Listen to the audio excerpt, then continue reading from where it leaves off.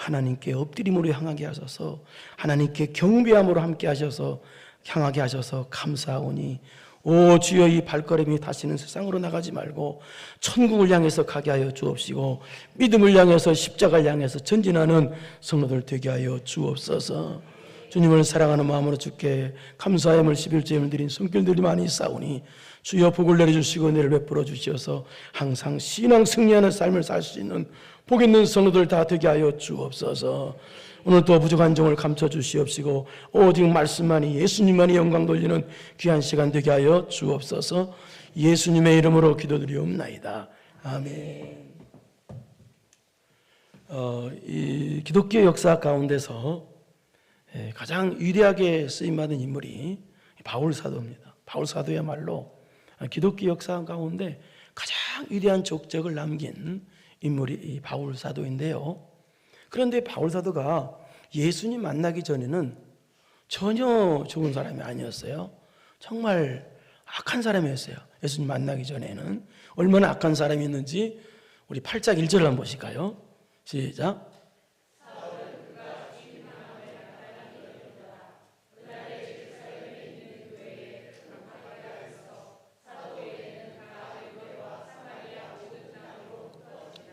사울은, 이게 사울이 예수님 만나기 전에 바울 이름이에요. 사울이나 바울이나 똑같아요. 그러니까 바울은 그가 죽임당함을 마땅히 여기다라고 되어 있죠. 이게 예수님 만나기 전에 모습인데요. 여기 그는 누구냐면 스데반 집사님이에요. 그러니까 예수님을 전하다가 스데반 집사님은 돌에 맞아 순교했거든요. 그걸 마땅히 여겼대요. 누가? 예수님 만나기 전에 사울이. 여기 마땅히 여기다는 말은 찬성하다, 동의하다 그러는 거예요. 어떻게 사람을 돌로 쳐 죽인 것을 찬성하고 동의해요? 이 정도로 악한 사람. 이건 보통 사람이라면 불쌍해라도 얘기해야 되죠. 근데 그런 것도 없이 그냥 사람 죽이는 걸 찬성하고 동의하고. 그러니까 예수님 만나기 전에 이 사울은 얼마나 악했는지 알 수 있죠. 또 8장 3절 한번 보겠습니다. 3절 시작.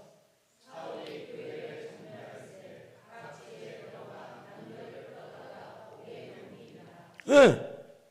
이 당시 예수님 믿는 사람을 핍박했던 그 무리들 중에서 선봉장에 선 사람이 바울이었어요. 예수님 만나기 전에. 그러니까 여기 보니까 사울이 교회를 잔멸할 세라고 그러죠. 이렇게 잔멸한다는 말은 무슨 말이냐? 기독교를 아예 없애버리려고 각처에 다니면서 각 사람을 잡아다가 감옥에 가뒀다는 거예요. 그냥 이건 보통 제정신인 사람이 아니에요. 예수님 만나기 전에 너무너무 악한 사람이었죠. 예? 그렇다면 이 바울이 예수님 만나기 전에 왜 이렇게 악했었냐? 악했던 이유가 뭐냐? 그것은 충격적이게도요. 악했던 이유가 철저한 유대교 신자였기 때문에 그래요. 유대교? 종교인데요. 유대교 신자였기 때문에 악해요. 이 당시, 지금도 그렇지만 유대교인들은요, 지금도 구약만 믿지 신약을 안 믿어요. 그래서 유대교 신자들은 지금도요, 오신 예수님에 대해서 안 믿어요. 그래서 지금도 그들은요, 메시아를 아직도 고대하고 있어요. 그러니까 이 당시 바울의 입장에서는요, 철저히 유대교 신자였던 바울의 입장에서는 예수님 믿는 사람들이 뭘로 보겠어요? 이단으로 보는 거예요, 이단으로. 그래서 구약만 믿는 구약의 하나님께 충성하려고 이단을 박멸하려고 그렇게 예수 믿는 사람들을 지독히 핍박한 거예요. 그래도 그렇지 어떻게 아무리 이단처럼 보인다고 그렇게 사람을 죽이고 사람을 가두고 그게 뭐예요? 신앙이 잘못된 거예요. 그러니까 잘못된 종교로 인한 잘못된 신념, 잘못된 종교에 빠져버린 거예요. 여러분, 아프리카에 나이지리아라고 하는 나라가 있어요. 그 인구가 약 2억 4천만 정도 되는 아프리카에서 제일 큰 나라입니다. 근데 거기 종교 분포도를 보면은요, 무슬림, 우리나라도 지금 이슬람교들이 많이 와 있죠. 그 무슬림들이 50%고요. 기독교인들이 40%고 나머지 토속 종교가 10% 정도 돼요. 근데 그 나이지리아에 지금 일어나고 있는 일이 어떤 일이 났느냐? 이 무슬림들이 기독교인들을 10만 명이나 죽였어요. 지금요. 근데 지금 뭐 세계 언론에서는 지금 나오지도 않아요. 내보내지도 않아요. 왜 그래요? 잘못된 무슬림이라는 종교에 빠지게 되니까 사람이 어떻게 되느냐? 잘못된 신념에 사로잡히는 거예요. 잘못된 사상에 사로잡히는 거예요. 잘못된 신념, 잘못된 사상에 사로잡히니까 어떻게 돼요? 사람을 10만 명이나 죽여도 10만 명이나 죽여도 아무렇지도 않게 생각하는 거예요. 아무렇지도 않게. 지금도 죽여요. 엊그제도 보니까 예배 드리는 곳에서 총으로 막 쏴 죽이더라고요. 예배 드리는 현장에서. 나이지리아 그래 지금 현재. 그래서 여러분 이게 지금도 마귀는 그래요. 잘못된 종교로 인해서 잘못된 종교에 빠지면 어떻게 되냐면 잘못된 신념이 되어버려요. 그게 믿음이 안 생기고 신념, 약한 신념과 약한 사상이 가지고 마귀는 들어가게 만들어가지고요. 사람 속에 지금 들어가게 만들어가지고. 근데 지금도 세계를 온통 어지럽힙니다. 잘못된 공산주의 사상, 공산주의 신념 같은 거. 그것도 막 잘못된 종교라는 신념이 들어가서 어지럽혀요. 그래서 이 잘못된 종교로 인한 잘못된 사상, 잘못된 신념에 사로잡히니까 바울은 어떻게 되느냐? 예수님 만나기 전에 9장 1절을 봐봐요. 어떻게 되느냐? 시작.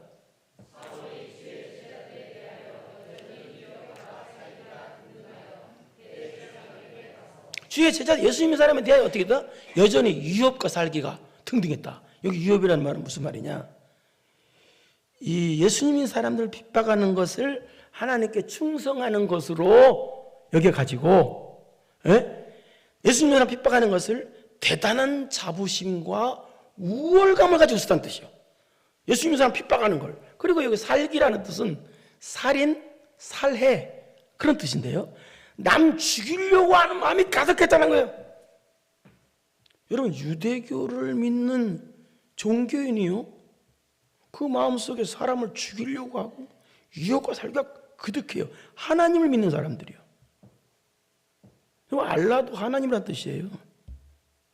그러니까 얼마나 잘못된 종교로 인한 잘못된 신념에 사로잡히는 것이 얼마나 무서운 걸 알 수 있죠. 이렇게 되니까요. 그런데 어때요? 그러니까 이런 사울을 갖다가 하나님께서는 도저히 쓰실 수가 없는 거예요. 어떻게 해서 이런 사람을. 그런데요, 방금 전에 설명했지만 기독교 역사 가운데 가장 위대하게 쓰임받은 사람이 바울이에요. 그럼 어떻게 해서 하나님께서 이런 사람을 가장 위대하게 쓰셨을까요? 그것은요, 답은 딱 한 가지예요. 하나님께서 그의 신앙을, 그의 신념을, 그의 사상을 완전히 바꿔줘 보신 거예요. 하나님이.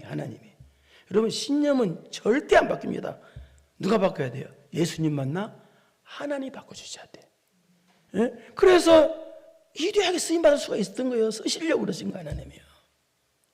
그래서요 여러분 인간의 신앙이나 신념은 인간의 노력으로는 절대로 안 바뀝니다. 잘못된 신념, 잘못된 신앙, 잘못된 안 바뀌어요. 예수님 만나 하나님이 바꿔주셔야 돼요. 그래서 여러분 지금 바뀌었잖아요, 여러분. 그러죠? 이쁘게 나와서 예배드리는 거잖아요. 이게 신앙이 바뀐 것은 여러분 이 세상에서 제일 복받았다고 믿으시길 바랍니다. 맞아요. 그런데 하나님께서 우리를 만나주셔서 신앙이 바뀌고 신념이 바뀌고 사상이 바뀌어서 하나님 바꿔주셨으니까 그렇다면 이제는 어떻게 해야 되겠어요? 우리에게는 인격의 변화가 와야 되고 삶으로 변화가 와야 돼요. 그런데 신앙을 바꿔주시고 신념을 바꿔주시고 사상을 바꿔주셨는데 그런데 인격의 변화, 신앙의 인격의 변화, 삶으로 변화는 하나님이 안 바꿔주셔요. 그것은요. 그건 누가 할 몫이요? 여러분이 해야 돼요. 그건.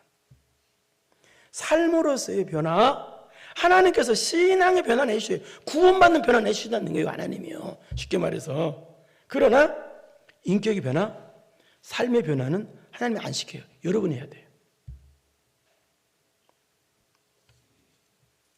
그래서 여러분이 안 하면 또 하나님께서도 이제 강제적으로 시킬 수가 있단 말이에요.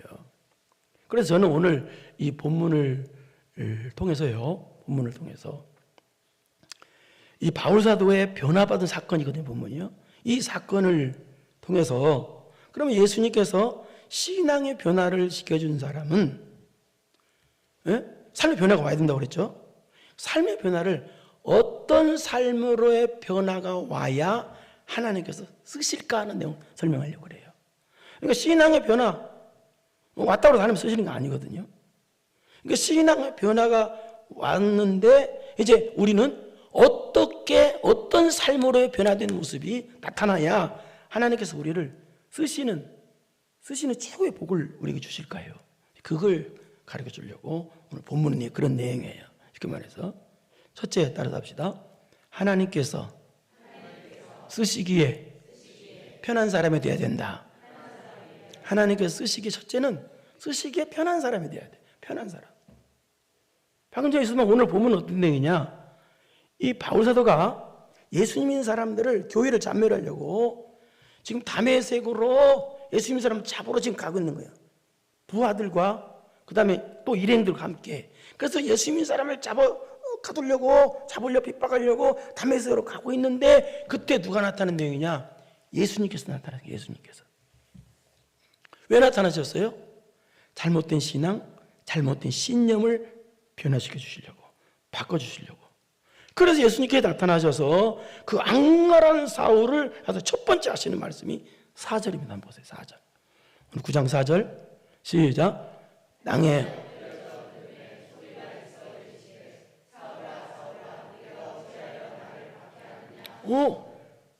만나서 예수님 첫 번째 하신 말씀 뭐예요?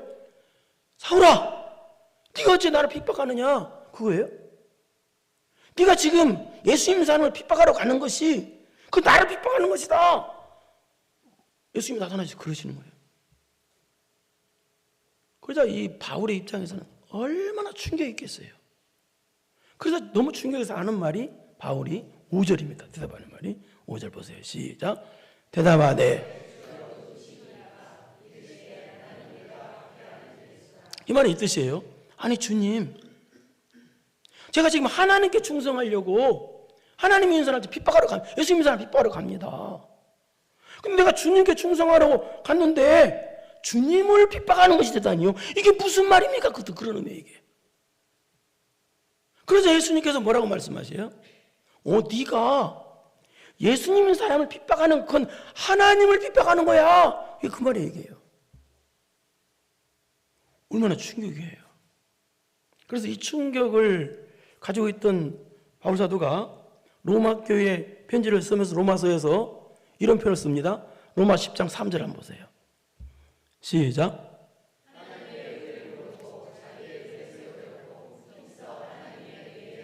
이게 그 사상에서 나온 거예요. 생각에서 나온 거예요.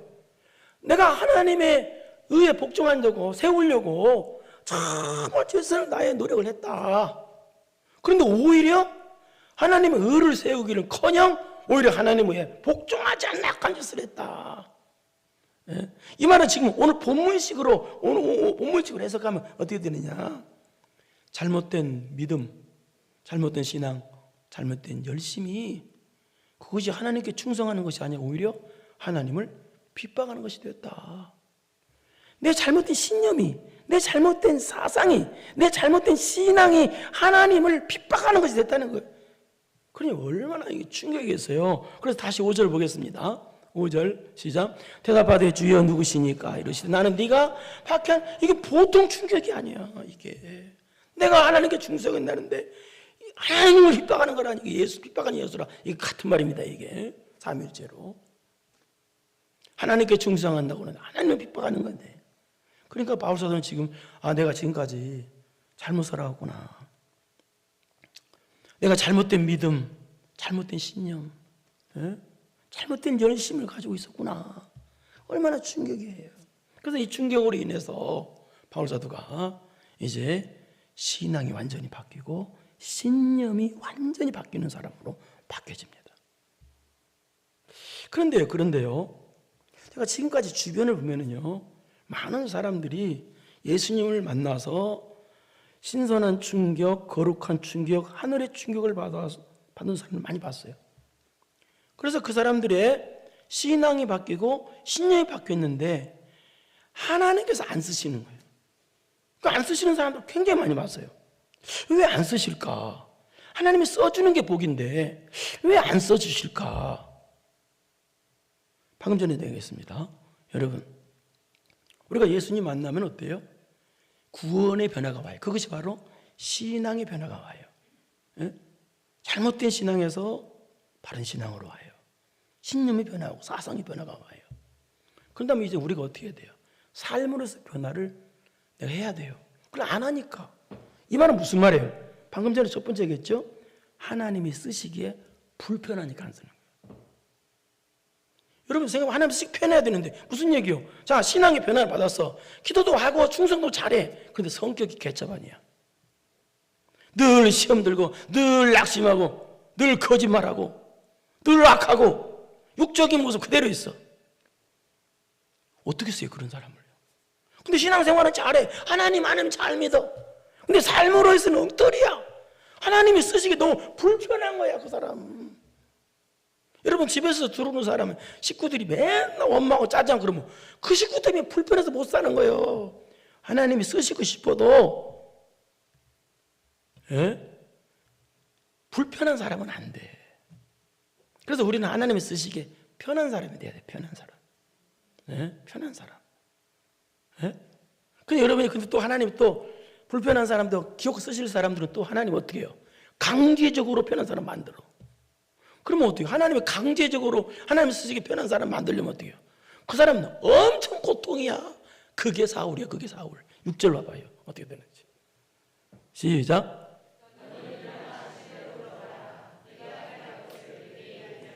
지금 예수님께서 일방적으로 바울에게 명령합니다. 근데 바울은 아무 말도 못해요. 여러분, 하나님이 일방적으로 명령했는데 왜요? 뭐라고 하면 불편해서 못 쓰는 거예요, 그 사람. 그러니까 일방적으로 아무 말도 못해. 왜 못하냐? 8절을 봐요, 8절. 시작.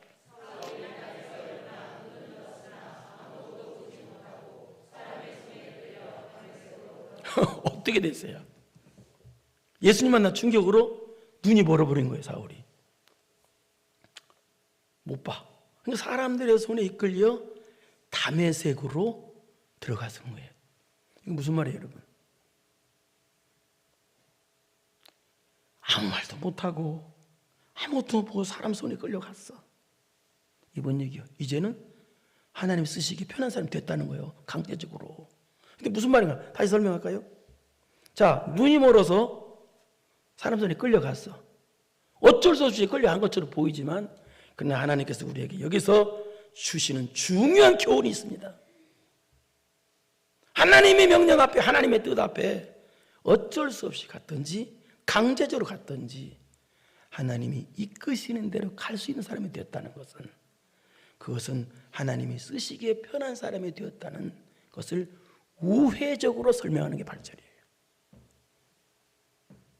하나님이 쓰시기에 편한 사람이 안 되면 매를 때려서라도 눈을 벌게 해서라도 끌려가게 만들어서라도 가는 사람, 이게 하나님이 쓰시기에 편한 사람이 되는 거예요. 이게 우리에게 우회적으로 주는 교훈이에요.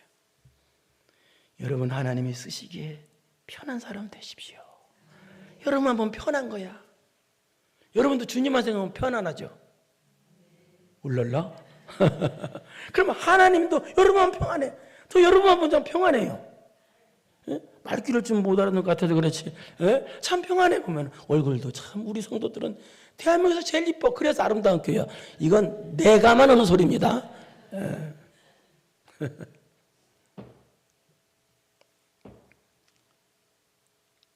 그럼 두 번째요. 하나님 쓰시고 첫 번째 변한 사람. 두 번째는 예수님 만나 신앙의 변화가 온 사람들은 이제 삶으로 어떤 변화가 와야 하나님 쓰실까요? 두 번째 따라서 합시다.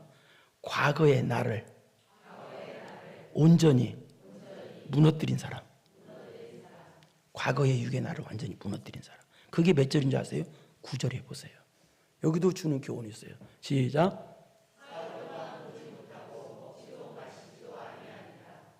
이게 그 말이에요. 4월 동안 3일 동안 식음을 전폐했다는 뜻. 이게 무슨 말이냐? 자, 여러분, 자, 아무것도 못 먹었어요. 식음을 전폐. 눈도 안 보여.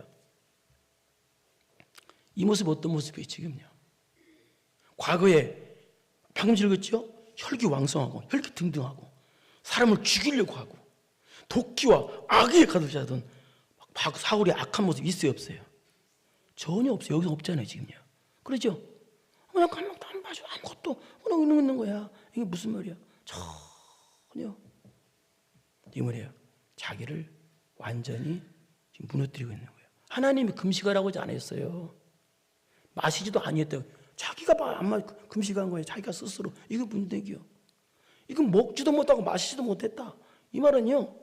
예, 이 말은 자기가 금식을 이 말은 자기가 완전히 자기를 지금 죽이는 과거의 나를 죽이는 것을 과거의 옛사람을 완전히 무너뜨리는 그런 작업을 해야 된다는 것을 우회적으로 또 말씀하시고 계신 거예요. 그런데 왜 하나님께서는요 여러분의 과거의 육의 모습을 완전히 무너뜨리고 왜 그걸 없애라고 하실까요? 그 이유는요 그래야 예수님으로 채워지니까요. 육의 내가 완전히 무너뜨리고 없어져야 부서져야 누구니 나를 따라오든 자기를 먼저 부인해야 그래 예수님 십자가로 채워지고 주 말씀으로 채워지고 예수님으로 채워지기 때문에 무너뜨려야 돼요. 많은 사람들이 예수님 만나서도 신앙이 변하고 나서도 하나님께서 안 쓰시는 이유가 과거의 육의 나를 안 무너뜨리니까 조금만 건드리면 막 신경질 내고 조금만 건드리면 시험 들고 조금만 건드리면 짜증 내고 아주 별상도 다 있습니다. 여러분 그러지 않을 줄 믿어요. 예. 그러나 바울은요 먹지도 않고 마시지도 아니했다.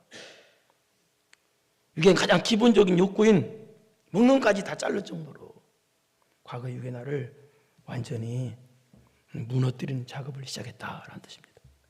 여러분 신앙의 변화가 온 사람들은요 그런 은혜 받은 사람은요 육의 나를 과거의 육의 나가 나오면 안 됩니다.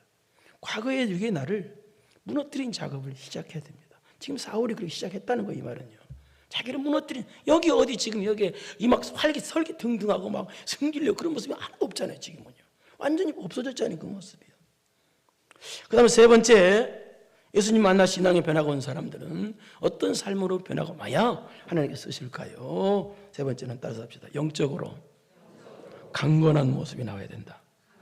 영적으로 강건한 17절 보실까요? 17절 시작.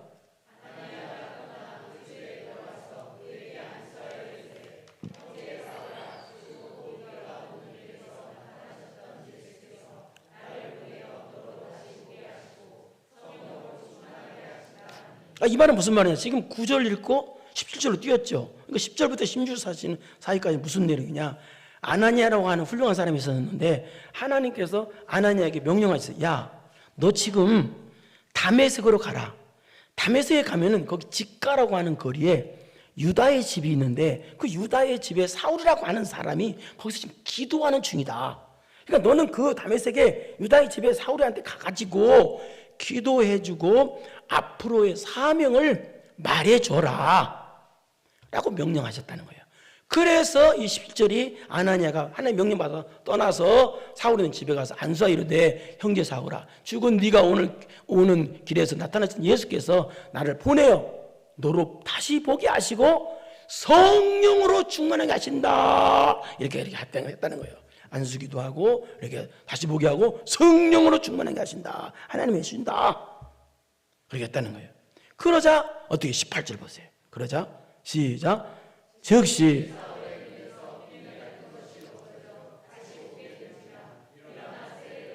즉시 3일 동안 안 보였던 것이 다시 보게 되고 그리고 또 일어나 세례를 받고 이 말은 무슨 말이냐? 세례를 받았다 이 말은 이제는 유대교인이 아니라 이제는 예수님 믿는 그리스도인이 되었다. 이제는 신앙의 변화, 신년 변화가 완전히 되었다는 표시로 세례를 받다는 뜻이에요. 이게. 그리고 받고 그 다음에 19절 시작.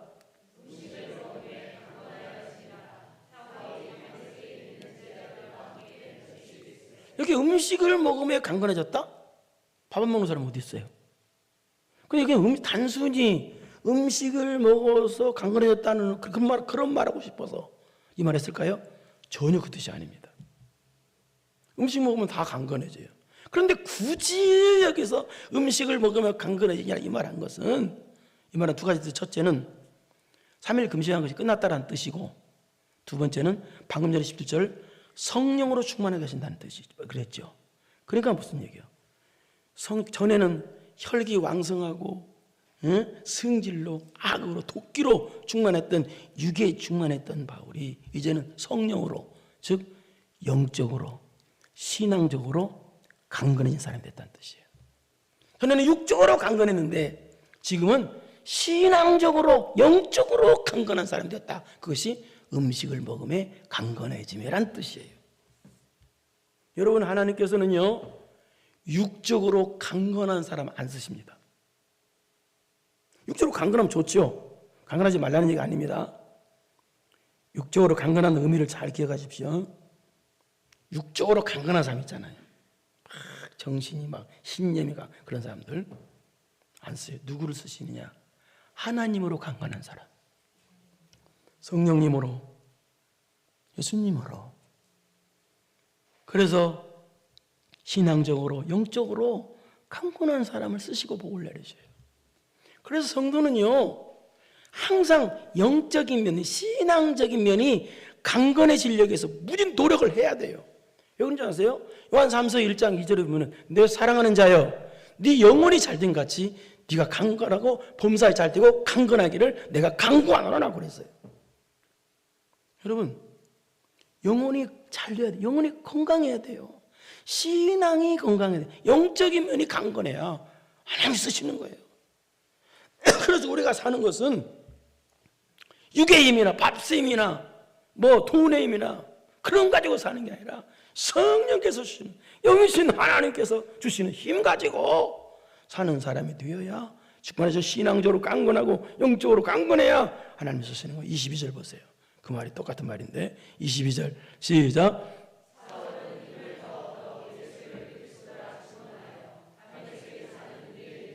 자, 이 말은 무슨 말이냐? 똑같은 말인데 이 말은 무슨 말이냐? 사울이 예수님 만나서 복음을 전하니까 사람들이 사울이 전하는 예수님을 안 보고 사울의 과거의 모습만 보고 사울이 전하는 복음을 안 받아들이더라라는 뜻이에요.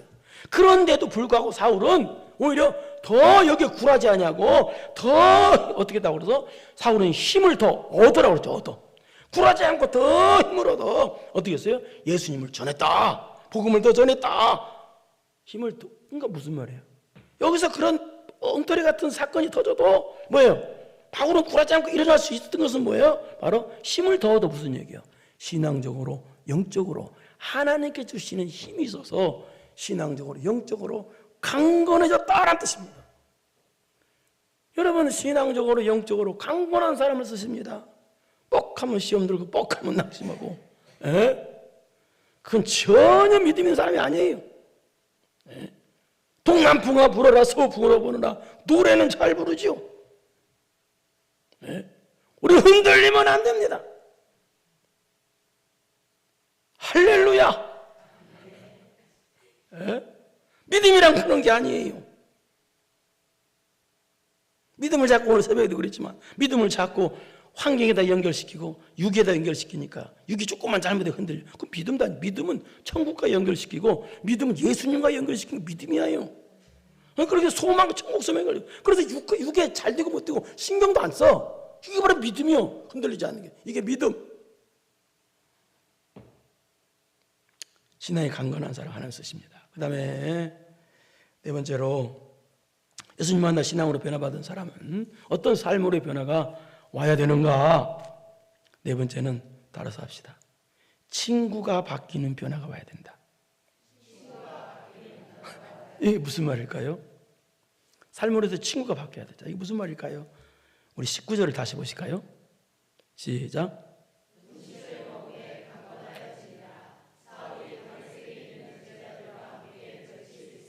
사울이 다메섹에 있는 제자들과 함께 며칠 있었을 때, 지금 누구와 함께 했다고 그랬어요? 다메섹에 있는 제자들. 누구예요? 예수님 그런 핍박 가운데서도 신앙 승리하고 있는, 믿음 지키는 그 예수님 있는 사람들과 함께 했다고 그랬어요. 전에는 누구와 함께 했어요? 핍박하는 사람들과, 악한 사람들과 함께 했는데 지금 뭐예요? 함께하는 사람이 바뀌었다는 거예요. 무슨 말이에요? 친구가 바뀌었다는 뜻이에요. 여러분, 친구는 뭐예요? 함께하는 사람이 친구예요. 친구는 나의 허물 없는 이야기를 다, 허물 있는 이야기, 별 얘기를 다 할 수 있어요. 친구는 생각도 비슷하고 행동도 비슷해요. 친구 만나면 어때요? 웃잖아요. 재밌고 기쁘고. 친구 만나면. 그래서 평생 친구예요. 평생 함께하는 사람 친구예요. 우리는요, 세상 사람들과 늘 함께하면서 삽니다. 세상 속에 살면서 밖에 나가면, 우리 예배당에 나가면 벌써 세상 사람들이야. 세상 사람과 오랫동안까지 늘 함께하면서 살아. 그러나 우리는요, 세상과 친구하는 사람이 아니에요. 세상 사람과 함께하지만 친구하는 사람이 아니라 우리는 누구와 친구해야 돼? 예수님과 친구하는 거예요. 우리는 교회와 친구하는 거예요. 우리는 하나님 말씀과 친구하는 거예요. 기도와 친구하는 거예요. 예배와 친구하는 거예요. 가장 가까운 거, 옆 사람과 친구하는 거예요. 지금 예수님 있는 옆 사람, 참 오늘은 참 친구하는. 그럼 왜 친구가 바뀌어 하나님이 쓰시느냐? 디모데후서 2장 21절 22절 보겠습니다. 21절 보세요. 시작. 그러므로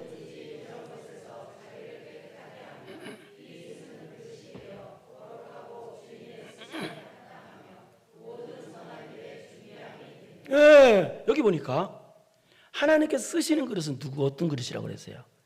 자기를 깨끗하게 하는 그릇, 깨끗하게 하는 그릇. 이 그릇은 여러분을 가르쳐요. 하나님 복 주고 쓰시는 사람 누구예요? 깨끗한 사람, 자기를 깨끗하게 하는 사람. 그러면 나를 깨끗하게 하려면, 그래서 하나님이 쓰임 받으려면 오늘 쓰임 받는 거잖아요. 핵심 내용이. 그러면 나를 깨끗하게 해서 쓰임 받으려면, 나를 깨끗하게 하려면 어떻게 해야 되느냐가 22절에 봐봐. 22절. 시작.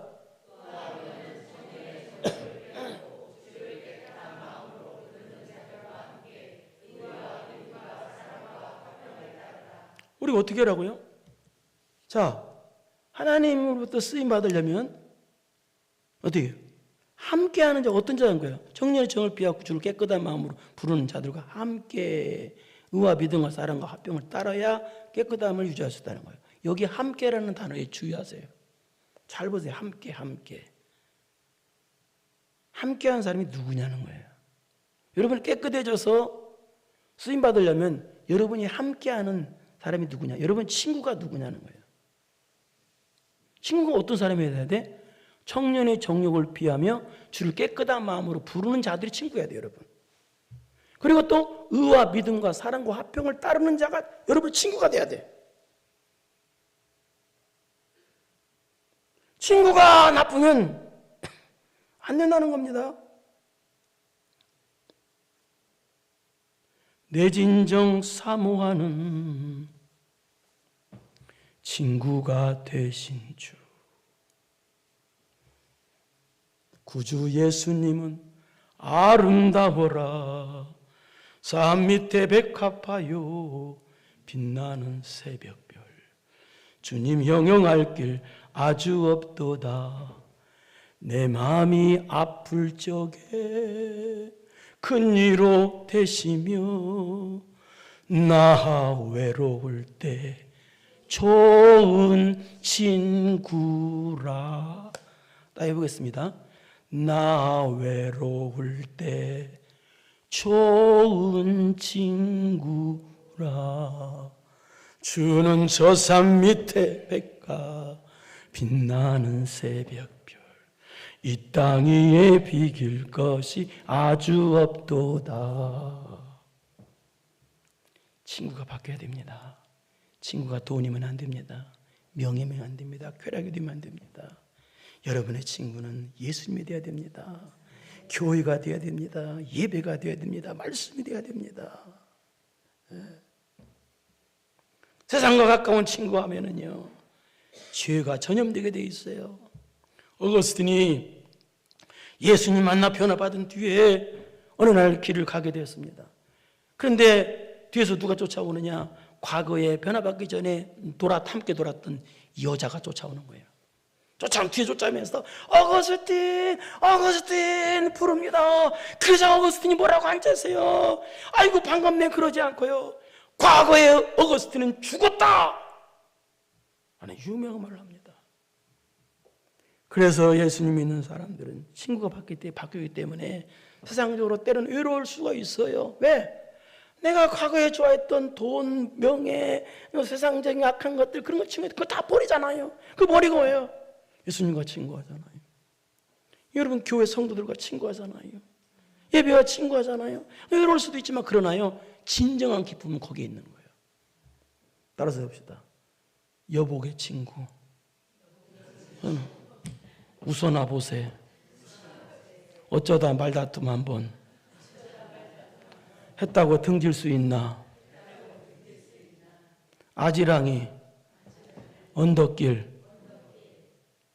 솔량기 따라